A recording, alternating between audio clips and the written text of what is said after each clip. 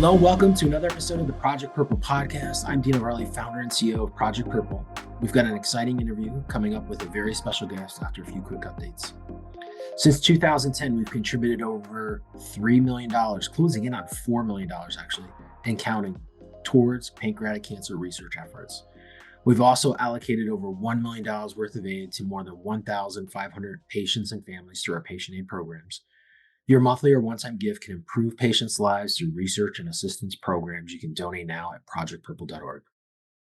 Pancreatic cancer does not rest, and neither will we. Your support is truly appreciated. If you're looking to get involved in one of our events, whether that means joining a run team, participating in a virtual run walk, group fitness, golf, or anything else you can think of, visit projectpurple.org/events to learn more. Without further ado, let's meet our special guest. I have something here, Michael Kennedy from Burlington, Vermont, near Burlington, Vermont, Wilson, Vermont. And Mike, I was going to say, can I call you Mike or Michael? Which do you prefer? You can call me Mike. All right. I was going to say, coming to us from, we're in Connecticut.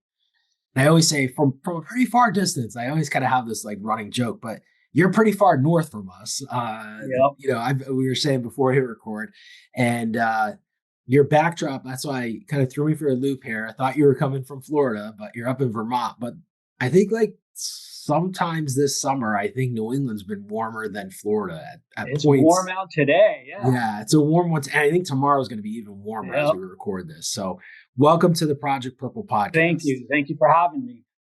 So as I said before we hit record, the first part of this podcast is really our guest opportunity to kind of share their journey, their experience with pancreatic cancer.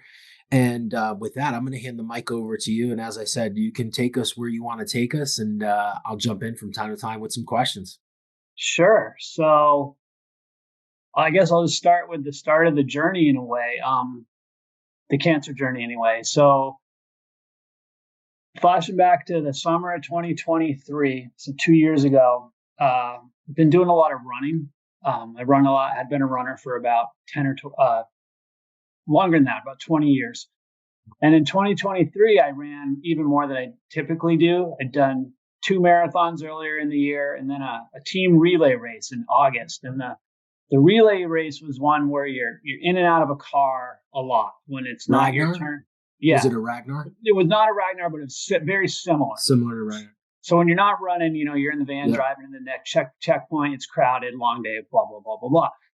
After that, I started having some back pain. And I wrote it off as, you did 2 marathons earlier in the year, you're old, and you just did this thing where you're hopping in and out of a van over 100 miles in a day. That's probably why your back hurts. So I didn't really think much of it. About a week later, started having really different stools, both in consistency and in color. The color that they were. And I'm like, man, that's kind of weird, but I still hadn't put 2 and 2 together. But it was concerning. And then one weekend, what happened, I visited my brother. He lives down in Savannah, Georgia. And I got home and I hadn't been able to eat well when I was down there. Still had a sore back, still had these bowel issues.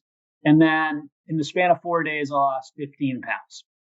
And so called my primary care. And it was really weird, because tell them what's going on. And they said, well, your doctor is out right now, and actually you can't get in to see her for 2 months. Do you want to see somebody else? And my initial reaction was, nah, I'll just wait for my own doctor. Because, you kind of got nothing against the other doctor, but you kind of want to see your doctor. But for whatever reason, I said, yeah, I want to see somebody else. And who knows? But thank God I did. So I go in. You want me to keep going, or? Well, I want to stop for a second. So when you say lose 15 pounds, so I guess we're going to body shame here. So I apologize. No, go ahead. If you've been running for 20 years, you're probably, you're not carrying a lot of excess weight.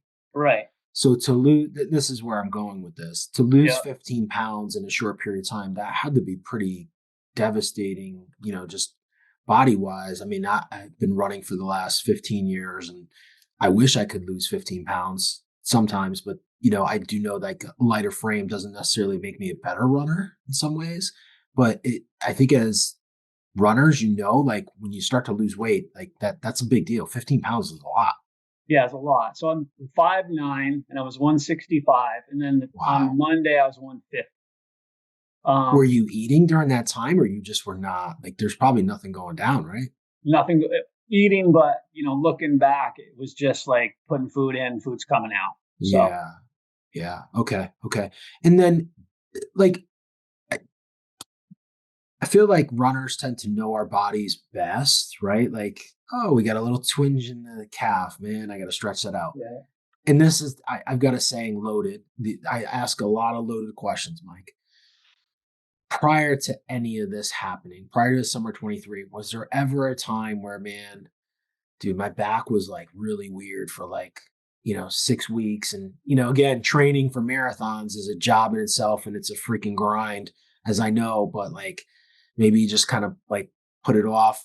Sometimes GI stuff, right? With the gels or the yeah. goos or something like, nutrition and, trying to figure that out. Like, this is like the ugly side of marathoning and running, right? That no one really tells you It when you makes sign you, up. yeah. No, you're exactly right. And I can't point to a specific time where I had the exact same symptoms, but I know that there were times that I did. Could I ever Yeah, prove to you that it was the cancer? No, but sort of maybe guessing where you're going, like I think it goes to show the importance of knowing the signs and correct. symptoms. And what I Yeah, know now, had I known back then, I yeah. probably wouldn't have been so blasé about, oh, you've just been running too much. You know what I Yeah. mean? Yeah. Yeah. And also I think that's part of the other reason here. This isn't an exercise to beat each other up here. It's just like, to your point, like the signs and symptoms are really vague. And when you're running, like I think it's even or any type of athletic activity, let's just leave it at that. Like when you're super active athletically, because like lower back pain, I've never like I know dudes who play basketball and they're like, dude, my legs and my back kill me every time I play basketball. So okay, so like, what does that say? Like, anytime you're moving your body, your lower body, if you're not in, and I think that's just part of like knowing your body a bit. So that's like the frustration, and that's where, from Right. a patient advocacy standpoint, like we just got to get better, with the GPs and with the community as a whole to just make people aware, like hey, like, back pain is a sign and a symptom. Don't ignore it, even though you're really active. 100% agree. So back to it, you go to see this, I guess, this fill in versus your normal GP, the person who's on call probably that weekend, covering for your GP. And what happens there? So in a way, I was really fortunate. What happens is I walk in and, I'm in the room and she actually walks in and how you can tell people by the way they react, she reacted. And what it turned out was without even me realizing it, I was super jaundiced. Yeah. So I could tell by the way she looked at me that it was like, what do I have? Like, do I got jelly donut stuck on my lip? Like, what is she looking at? But later she had told me that it was jaundice. And so she, asked me what's going on. And it's what I now know, they go through the steps. Well, maybe it's just your gallbladder. We'll send you up to the hospital and we'll do an ultrasound. Do the ultrasound, and almost before I'm home, there's a call like, you're gonna have to go back up. We want to do a scan. And then 2 days later, I'm up there for a scan, and then here we are. They see the tumor, and that's that, and the journey begins. So 2 days later, they do further testing, and then they come back with like a positive, like, hey, you've got something on your pancreas. Yep. And where do you go from there? Do you just go right into treatment, or do you? So I didn't. They were frank. They were really, really frank with me, which I appreciate. There was no Yeah, sugarcoating of anything that was going on. It was, there's a tumor on your pancreas. We're going to do an endoscopy next week to see if it's malignant. yeah, Odds are that it is. So prepare yourself for that. Um, I go in the next week. They do it, and sure enough, it is. And yeah, then I think that was the first week in October. And then they set me up with a treatment team. Um, a surgical oncologist, an oncologist, and then later on I ended up having radiation. But we set a plan, and my plan was to start chemo on October 31st, Halloween, which back then, looking back now, well, not looking back, even back then, it was 3 weeks away. So in life, we schedule a lot of things 3 weeks out and it doesn't feel like it's that far away. Yeah. But to me, so like when people ask me, did you start treatment right away? I guess looking back now, having made it to where I am, I did, but it sure didn't feel like we were getting started right away back when it was all going down. To be honest with you, and I'm sure you know this, like that's pretty quick. Okay.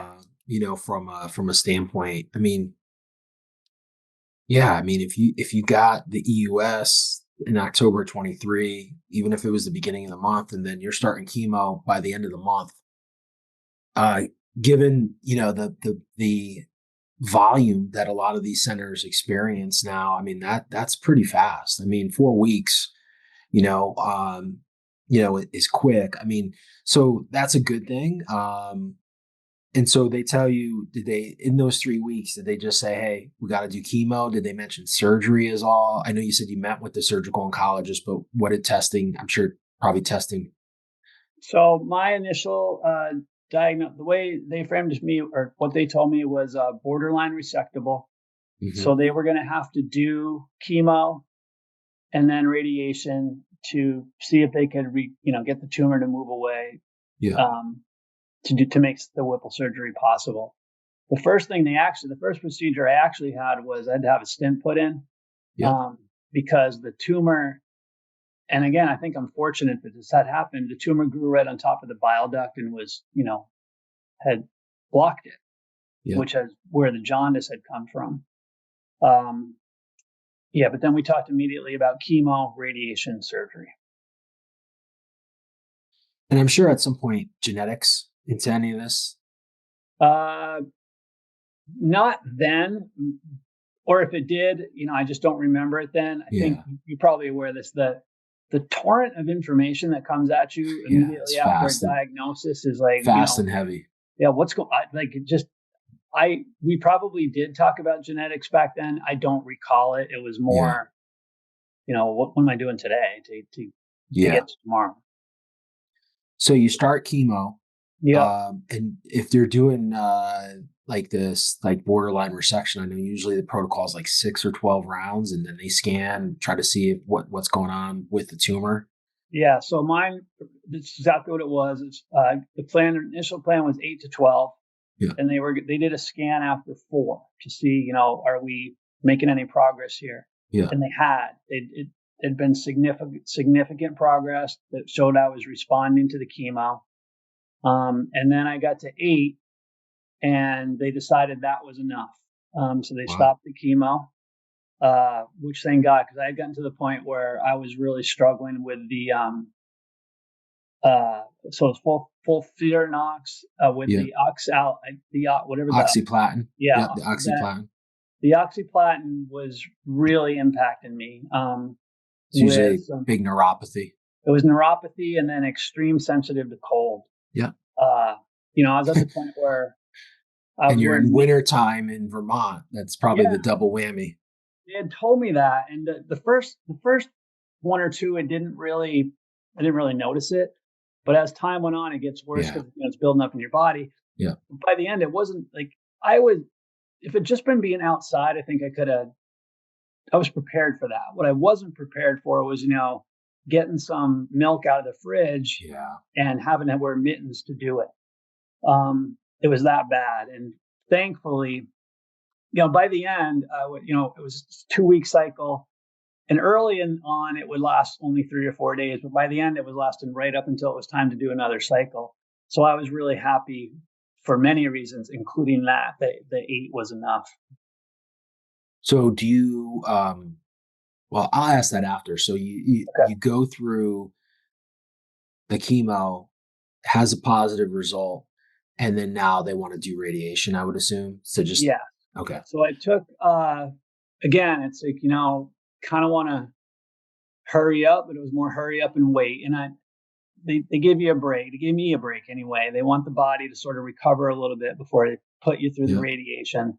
So I finished the chemo, I think it was February 8th, and I didn't start the radiation until March 8th. There was a full month off. Then did that. I'm sure everybody does the same, 28 days. And then, so that finished in April. Again, another scan where they confirmed that they were going to be able to do the surgery. And I had the Whipple surgery in June of 2024. Wow. So just a little bit over a year. Yep. So Whipple goes well, I assume, Whipple went as really well as Whipples can go. Yeah, I think again, I think I've been very, very fortunate that I think I've had an easier journey than most. I didn't have any, besides the cold, I didn't have any, I never get sick in chemo. Radiation was tiring, but all you do is sleep. I didn't get sick. Yeah. The Whipple, I was out, I went in on a Tuesday. They discharged me on Saturday morning. And then afterwards, things went okay. So post Whipple, you get through recovery, no chemo, or just scans and you're done? So I did not have to have chemo. I had a little bit of a different procedure done with my Whipple. So initially, the plan was that they were going to do some form of intraoperative radiation during the Whipple surgery, where essentially the radiologist would be there, beaming in some radiation as surgery goes on. I ended up opting for, and just to back up a little bit, when I first met with my surgeon, I said to him that, look, I don't want you to lose your license or do anything you're not allowed to do, but I'm a single guy. I don't have any kids. If there's something in your back pocket that you've been holding on to, I'm in. And he kind of nodded. So I knew he had something in mind, and it turned out he did. So he and my radiation oncologist talked to me about what's called a CIVASheet. And a CIVASheet is essentially, it's a little mesh screen around radioactive material that they install in the body, and it continues to emit during the surgery, and it continues to emit radiation low levels for about 6 months.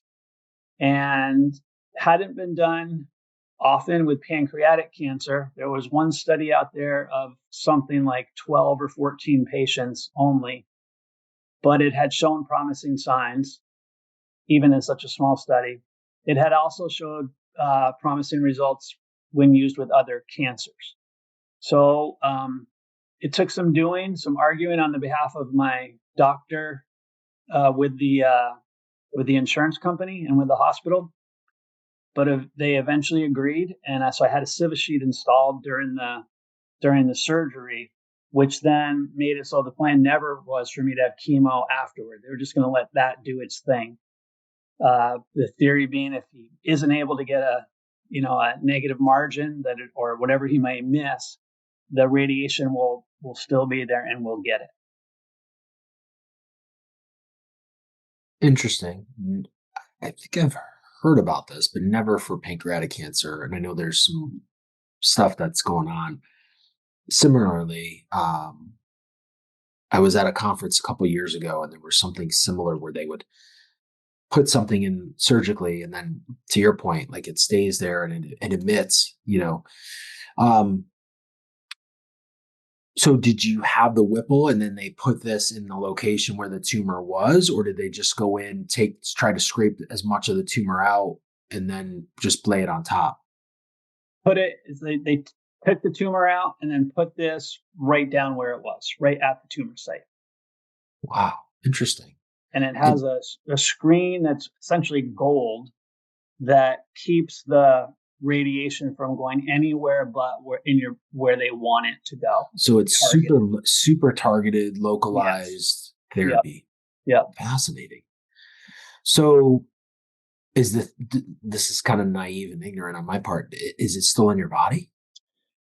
Sort of. It eventually dissolves at a very slow rate. Yeah. So it's still there. Right now, it doesn't have any sort of radioactive effect anymore, or radiation effect, I mean. Yeah. but the material it's still there, and to some degree always will be, I think. So after surgery, it was go home, rest up, recover, Yeah. and just see us every 3 months for scans. And Yep. life has been since then. Life's been pretty good. It took frankly, life's been good for many reasons, including Project Purple. Because, well, I'll stop. I don't want to just start, but yeah, that's what the plan was. Took a while to sort of get going again, as anybody Yeah. after Whipple knows, but things have gone well.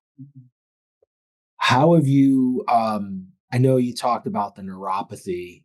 Have you had lingering effects from the chemo and radiation post? I know you said, and I have a question on this too as well, which I'll ask after, but you said you didn't, for the most part, it was like status quo. There was no like curveballs in terms of that. But with the neuropathy, is that still lingering? I mean, It got, the worst it ever got for me was after radiation had ended, actually. yeah, It peaked for a couple weeks after that, and I was concerned that it would never go away. And actually, my treatment team said it might not.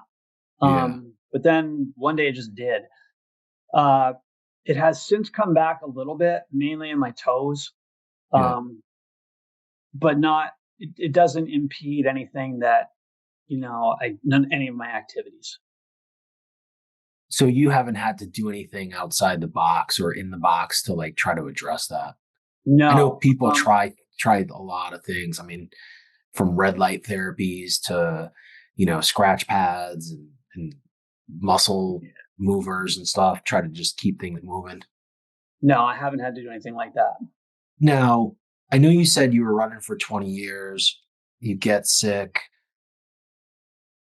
you started chemo, just looking at the timeline. This all started in the summer, but then you didn't start chemo till the 31st of October. Were you still running during this time, Mike? Yeah. So I went for a run on November 2nd because I get the chemo on October 31st. I hadn't run in about 10 days because of the just as a after they put the stent in, they told me not to run. Yeah. So then I get the chemo. I'm cleared to run again if I want to. Uh, you get it, come home, go back up the next day, and they take the pump out. And so I ran on the day that they took the pump out. My first run, I went like 2.5 miles. I still have it on Strava. And I was able to continue to run through treatment, not nearly as much as I had been. And during the treatment weeks, barely at all. Yeah. And one of my biggest regrets about that actually relates to Project Purple is it really meant a lot to me to try to continue to do the things that I'd always done. I wasn't going to let, hey, whatever happens, happens, but it's not going to take the things from me unless it, beats them out of me, basically. Yeah. And so one of the first things I did was I signed up to run for you guys for Project Purple and the New York City half. That was going to be my goal. And that really helped me focus through chemo and radiation in the winter. Then I wasn't able to run it because by March, I just couldn't run. Yeah. I wasn't able to. But then, surgery happens. He didn't allow me to run for 8 weeks. What was really important for me after that was I wanted to be able to say I completed a marathon in the same calendar year as the surgery. So I picked the end of the calendar. I picked December and a marathon in Jacksonville that I ran as part of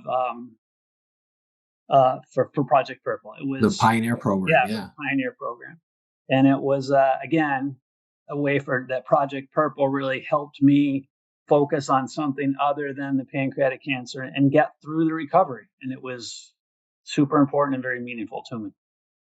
That's awesome, man. The hairs on my back just stood up when you said that because sometimes we have these ideas and we do these things and then you don't realize the impact that it has on complete strangers, Michael. And so it's pretty special there.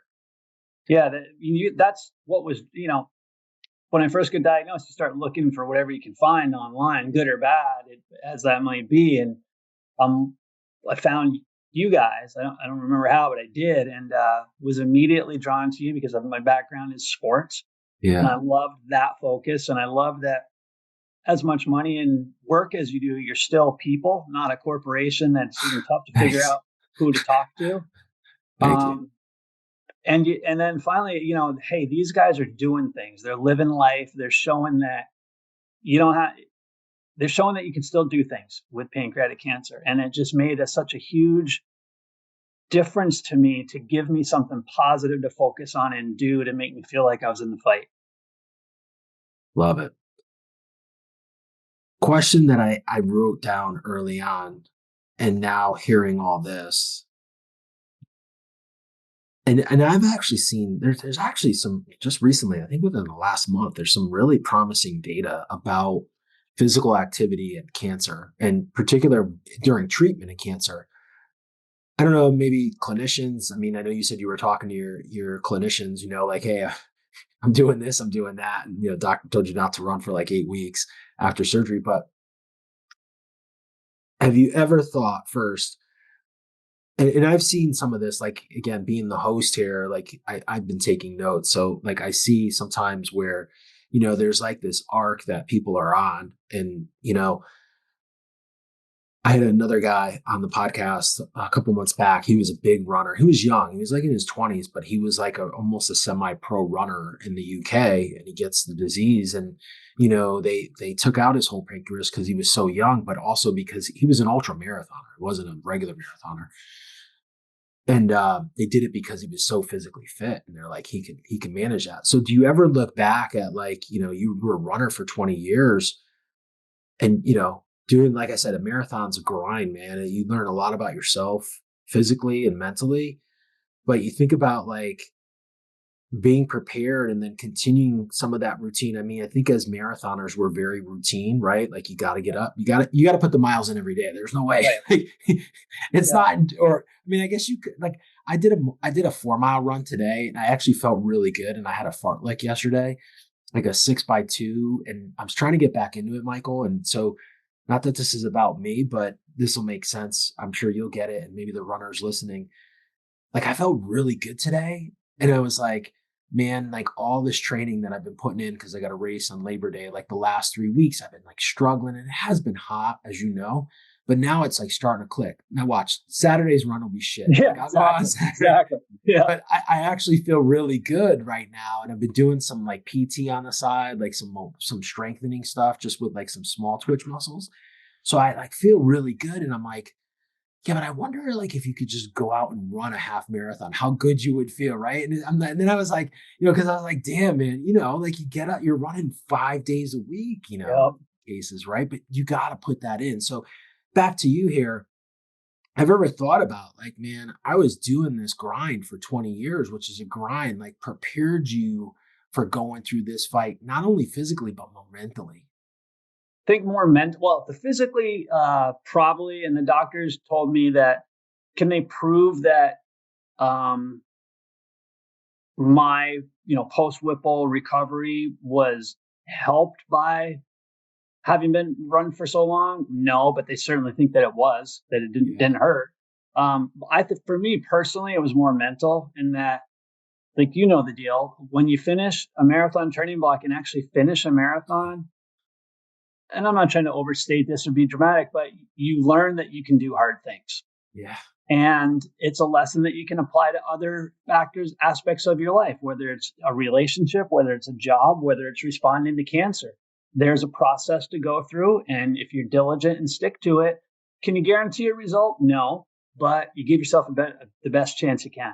And I think so from that mental standpoint of how to, sort of attack a marathon, it definitely translated into how to attack the cancer. Yeah. And I think the other thing that's, again, this, and runners will know this. Like, I've never trained for a marathon to win it. I've always trained it to finish it. And like, and we have a saying here at Project Purple, because we do so many marathons. Hey man, the training, you can do all the right things, right? Like you could have like a great training block, and I've had those. and then you show up on race day and it goes to crap, right? Like the weather sucks, or you ate like something the night before, the nerves get the best to you, right? And it just goes all down the drain, right? And I've also had the opposite where like you Right. go into like a training block and you're like, oh man, like I missed a long run. Like I didn't get those long runs in. Like I had to bail on my long run because, I had GI issues, or I just like, I boinked out, right? And whatever, they're training runs. And then you go into the race kind of feeling like, I don't know, man. And then you PR, Yeah. right? Like, Yeah. so I think that's kind of like a wild metaphor, for the cancer journey in some aspects, because like you just never know. Right. And I think the thing that like we said before, like the marathon's the grind. And I always was just talking to someone on a podcast yesterday or the day before, and it's not about and I've said this from day one, it's not about like staying on top. Just like marathon training's not like, we're not going to win the race, but it's not like having like perfect runs all the time. It's just Right. doing them, Getting right? them done. Yep. Yeah, getting them done. And like cancer, it's like you're not always going to be on top. You're going to get knocked down a shit ton, like Yep. all the time. Like every day, you're going to get knocked down. You just got to get up. Right. So it's this crazy like metaphor for life, though, right? Like the No, it marathon, really and is. and that's what's like wild. Like I think like as this is for us and for patients as it's evolved. So I will say this, like I said before I asked the question, there is some fascinating data that recently came out. I'll have to dig it up and maybe we'll put it in the show notes about physical activity and the positives of that. Now, listen, you were a runner before. We're not advocating for this is the part of the podcast where we don't give out medical advice. We're not advocating anyone to become a marathon runner as they go through that cancer journey. And physical activity is different for everybody. You were acclimated clearly, right? Like you had that base, you had that training, you were doing this, you were just continuing to do what you do, which is so awesome. For other people, that might look differently, right? It might Right. just be doing, stretching and Yeah. yoga or whatever it may be. But physical activity as a whole, when you go through the cancer journey, there are benefits to reap from that, in terms of the treatments and everything with the data. Yeah. 100% agree. I don't have the numbers, but I went to um there was like a 1-day university type thing at the University of Vermont Medical Center that I don't remember how, but I saw the agenda and the focus was cancer. And one of the seminars was the impact of physical activity on treatment and recovery. And I noticed that one of the presenters was actually my surgeon. So I went and I listened, and he went through a whole presentation of how that had data that tends to show exactly what you just said, that physical activity helps. Yeah. And it doesn't have to be marathoning. No. And that's one thing too, I will say, Mike, with the podcast, everybody that I've interviewed that thrives through the journey does some sort of physical activity in their routine. There's a couple tenets, but physical activity is one of them. And some of it's yoga, some of it's meditation, deep breathing, stretching, and some people run, and lift weights, so it is, the data backs it. We've talked to people about it. It does support that. Question for you here, I know we brought it up. So genetics in the beginning, you said they may have. Post now, do they come back? I know like the NIH has this guideline since I think like 2019, but with COVID, it got pushed. Everyone who does get diagnosed, regardless of where they get diagnosed, needs to be tested for genetics. So did anything come back at all? Never? No, nothing. I In was family tested. history? No, think it. My mom has melanoma, and there is Yeah. a loose connection. Maybe not. Maybe more than loose. Melanoma, yeah, there's one, but unless you have the gene, like it's related in the BRCA Yeah, family, yeah, melanoma and pancreatic. But if there's no gene existent, then it's just sporadic risk. yeah. And the closest, I wouldn't say they intentionally avoided trying to tell me, what caused it, which is fine, because it Yeah. doesn't really matter what caused it. What matters is how we're going to deal with it. But the closest they came was actually one of my more recent appointments, most recent appointment, where I had acid reflux, for years. And they wonder if the acid all constantly being coming up and going back down into your body just caused some cells within my pancreas to become cancerous. And I'd never read that or heard that before, but that's the closest they came to telling me a cause. But there was nothing in my genetic history. Wow.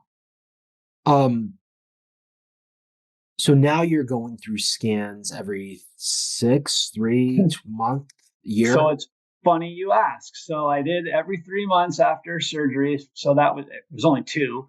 The second one was in January, and both were good, including that one.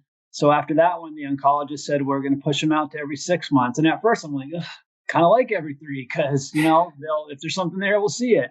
Yeah. And she said, don't worry, we'll do blood tests every 3 months.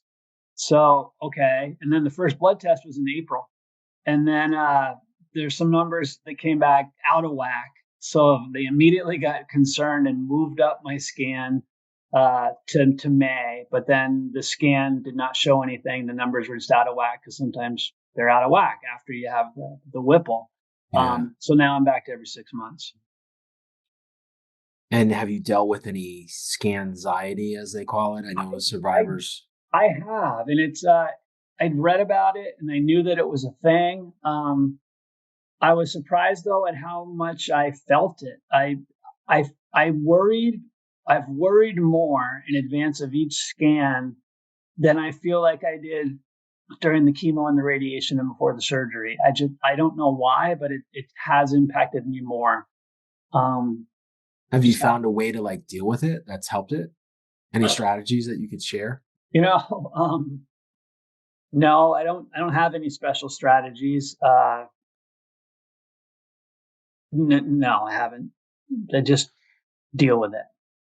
I thought you were going to say just go on like really long runs.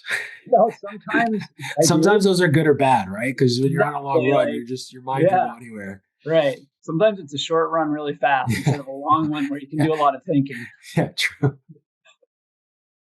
And especially up there in Vermont, I mean, for those that aren't familiar, I mean, it's not a flat state. I don't think much of New England is flat, right? Like unless you go and it's interesting now talking about that. Like I like how you picked Jacksonville, so that you're at sea level, and it's probably particularly flat, and also in the wintertime it's warm. It's warm, but it's not like super warm. Right. Like it's ideal. It's like perfect. Perfect weather. Yep. I've got a couple questions left here for you, and then we're going to share where our audience can connect with you, Michael. And these next couple few, as I said in the beginning, I use this term loaded. They are loaded, but in that sense, there is no right or wrong. Given what you've gone through, your experience, someone watching or listening that has just been diagnosed, what advice would you give that person? So, okay. I would get offline. I would not look. Second, I know people will ignore number 1. So when you do look, we aren't no single one of us is a statistic. And why not you? Why not me? Get in the fight and fight, because that's just what we do. And then third, I don't know what else it would be other than that. Then you just, I do believe, and I know this is naive, and I know this is Pollyannish, whatever you want to call it, but I think you have to stay positive and you just have to take it on. That's what works best for me. Would it work for everybody? I don't know. Those are the 2 tips I'd give to start. Staying on the note with the positive piece. I mean, again, I know we talked a little bit about this before about just getting back up. Was there like anything that you did during your time to try to stay positive in that kind of right mindset time, and just kind of keep yourself insulated from, being in that positivity? Yeah. There was, 2 things really. I'm Catholic, and I did rely heavily on my faith for a lot of the positivity. I know that's not for everybody, but it helped me.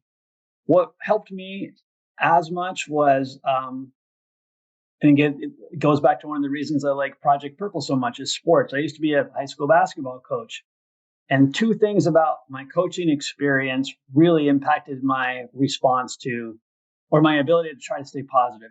And they were this, like, when you get to the playoffs, if you're the 16 seed and you draw the 1 seed, you got to play them. You got to play them. And you don't go in just thinking, oh, they're going to crush us. You come up with a plan and you show up and you play. And if they're better that day, they're better that day. But you show up and you play. And so I tried to bring that same approach. Related to that is what we start saying with our players is, we use the slogan "win," which stood for "what's important now," because we had a couple of volatile teams where we'd get caught up in a bad call or a teammate taking too many shots or whatever, and we try to say what's important now is not what just happened; it's what the next play is going to be. And so I tried to stay positive that way. And it doesn't matter that I got diagnosed. What can I do now to put myself in the best position possible? I love that. I just wrote that down. I've never heard that. That's kind of fascinating. I love that saying. Um, I got chills when you said basketball coach. So I love basketball. We just had a 3-on-3 basketball tournament just this past weekend. Yeah. And I actually played collegiately. So I've always had basketball's always been my sport. So let me ask you this question. Greatest player ever to play? Ever? Yeah. Like, do you mean my favorite player? Who do I think is the best player ever? Who do you think is the greatest player? And then we'll ask who your favorite player is.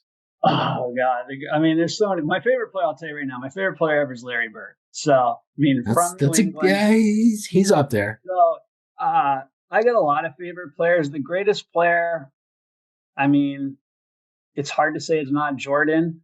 As a small guy, there's not many people who've ever played who can do all the things that Steph Curry does. So yeah, I think it's hard for people to kind of relate.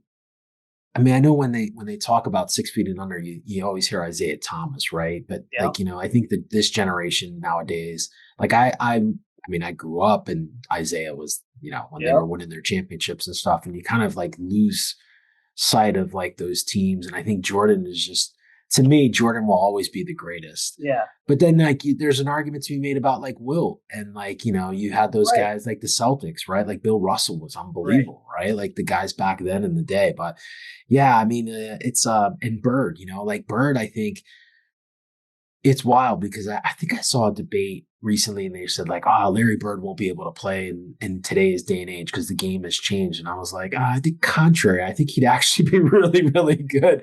He'd probably, as good as Jokic as Joker is right now in Denver. I think Bird would be like he's like him, right? Like, probably shoot better, right? Like, shoots better, yeah. So can I just interject one guy? You might like this because it's 6 feet and under. So during chemo, I would wear a shirt that had a number on it that corresponded to the round it was each time. Yeah. And like for 2, I found these old, who makes the pencils? Were like a number 2 pencil. So that's what my shirt was. For 3, because I love the little guys, as you can tell, I had an Iverson jersey. Because I thought pound for pound and inch for inch, there was no tougher guy ever to play than Allen Iverson. And so I wore his jersey for my 3rd round of chemo. I just got chills, Michael, because so I grew up as a Georgetown Hoya fan growing up in Connecticut. I got the Georgetown jersey because I refused to wear a Sixer jersey as a Celtics fan. So I love that.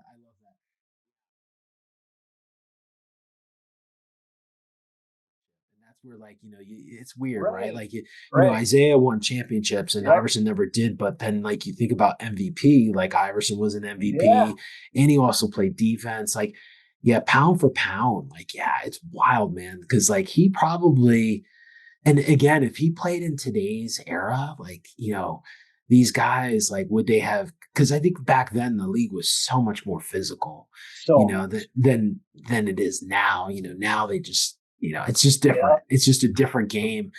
But like, there's those transitional or, those players that can transcend different eras. Right. And I feel like Bird Iverson, Isaiah Thomas. There's a couple other players that, if regardless of what generation they played, they probably still would be really, really great, right? Exactly. And they would be like a top tier. So I love that. We could go on and on about basketball, I'm sure. The last question here, and there's no right or wrong to this. This is the loaded of the loaded questions that we ask here on the podcast. Given your experience, what you've gone through, how do you define the term pancreatic cancer? What's your definition of it? That's a good question. I don't think that I've ever thought about that. How would I define pancreatic cancer? I think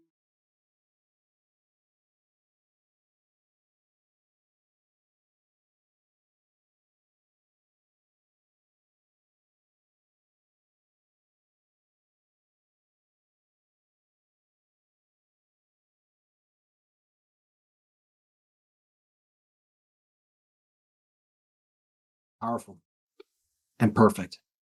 Michael, thank you for all the support. I know you were just recently at the Pretzel Run. I see you got the Pretzel Run shirt. I saw the picture of you there. Now it's all coming together here. Thank you for the support of being involved in our Pioneer program, and I hope I get a chance to meet you in person at some point down the line here. I hope so too. Thank you for having me, and thank you. I can't thank you enough, and nor can my family for everything you've done for us. The honor's all mine. This has been awesome. For our audience watching or listening, and maybe there's someone out there, as we mentioned before, that just got diagnosed. Maybe they want to talk to you about the CIVASheet, or maybe there's someone in Vermont, could be someone in Europe. Where would be the best place for people to connect with you? Either email or Instagram. Instagram's mkennedyvt. I'm laughing. mkennedyvt. Yeah. And that's Kennedy, Kennedy. Yeah. Michael, thank you so much. No problem. Thank you for having me. Thank you for listening to another episode of the Project Purple podcast. If you like today's episode, make sure to share this episode and make sure to follow the Project Purple podcast wherever you listen to podcasts. And also subscribe to our YouTube channel. We love people who subscribe to our YouTube channel, get updated on all things Project Purple, and get notified when new episodes and videos come onto our YouTube channel. Thank you for listening and watching. Till next time, please be safe.